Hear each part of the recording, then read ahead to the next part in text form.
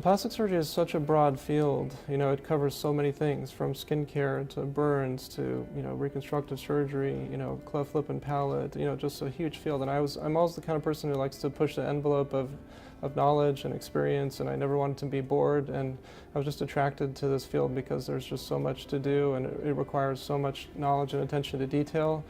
And I think early on I had some mentors that really I admired. They were hardworking. We would start surgery at 7 in the morning, and at 10 o'clock at night, after a 13 or 14-hour day, they still had just as much energy putting on the last piece of tape as the first incision they made at 7 in the morning. And I like that. I like to be vigilant. I like to be focused. And I like to really help people to the point where I can do what other doctors can't do, and it's always a compliment to me when somebody's seen like 8 other doctors and then they come to me and I can help them. So I was really attracted to that. It was sort of addictive, to be honest. I think I'm very focused on, this term is somewhat overused in our industry, but I am focused very much on the natural look.